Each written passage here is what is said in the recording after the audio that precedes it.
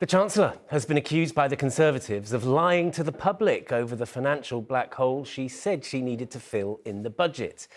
Ahead of Wednesday's speech, there were warnings that Rachel Reeves had to find tens of billions of pounds to balance the government's books. But today, the Office for Budget Responsibility, the independent body which provides economic forecasts and analysis of the public finances, said the Chancellor knew from the beginning of October that the gap was actually much smaller at £2.5 billion, and that by the end of the month, the gap had closed altogether and stood at a surplus of £4.2 billion. Well, our political editor, Robert Peston, is here. Robert, it's just one thing after another with this budget, isn't it? How serious is this for the Chancellor? Well, in terms of confidence in the budget-making process, it's very serious.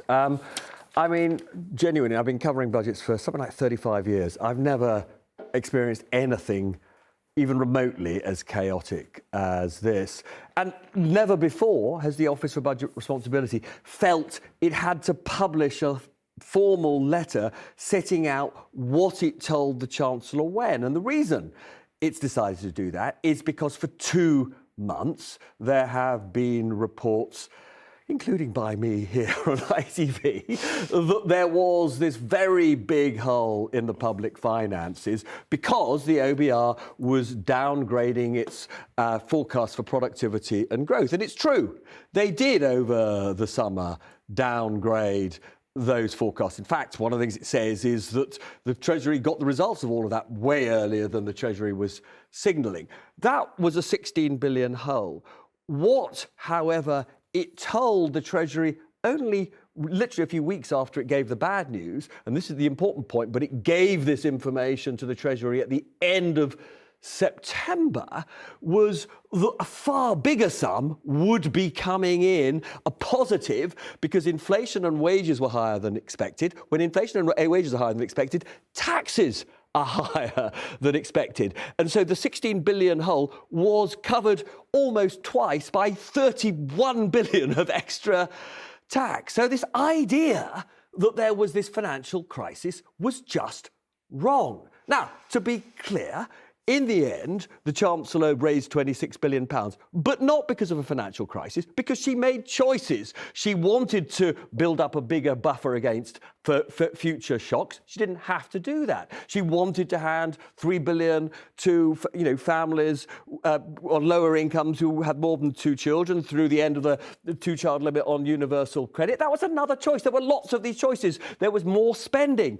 But these were choices. None of this was a result of a crisis. And the reason this is all quite serious is because in the middle of this, something else happened that had never happened before, which was the Chancellor gave a press conference at Downing Street. You'll remember it. We all went onto emergency stations. We thought the world must be ending.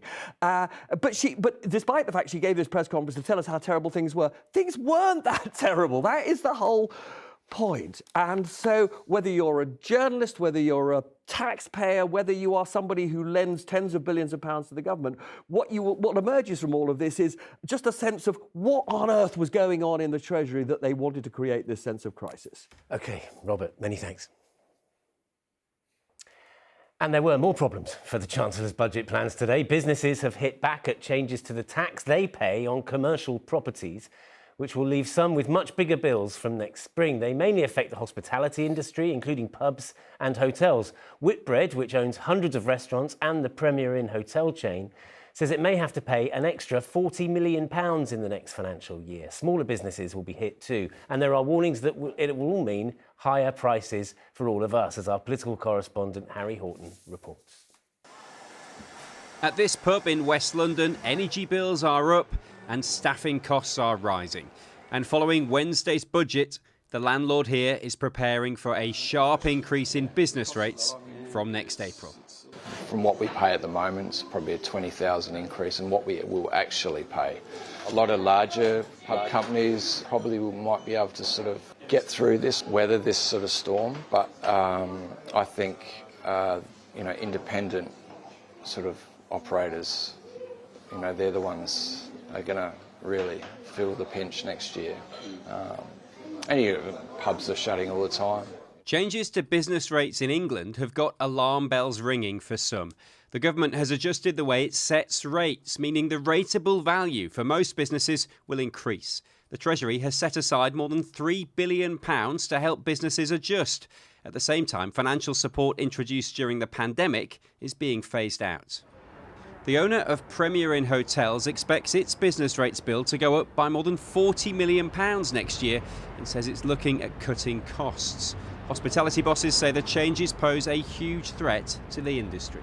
This is a huge challenge. Our pubs, bars, restaurants, hotels, they're already struggling as a result of last year's budget. They're just still absorbing the change in national insurance. They're recovering from 2 years being closed during COVID. This is a hammer blow and it will be existential for many. They simply won't be able to find those extra costs. Ministers say their focus is on protecting small and independent businesses. The Chancellor at the budget was clear that there's extra £4 billion of support that's being put in place around the support package. And we're making sure that larger businesses, for example, some of the big online giants who have large warehouses, are going to pay more, whilst making sure we do everything we can to protect smaller businesses, including in retail and hospitality. The Conservatives say they'd use cuts to welfare spending to help struggling high street businesses. Under Conservatives, we'd be abolishing business rates for the high street. If your rates were £110,000 or less, then you wouldn't have to pay them for retail, hospitality and leisure. The full impact of this year's budget is still playing out, but the Chancellor might not expect any Christmas cards from the hospitality sector this year. Harry Horton, ITV News.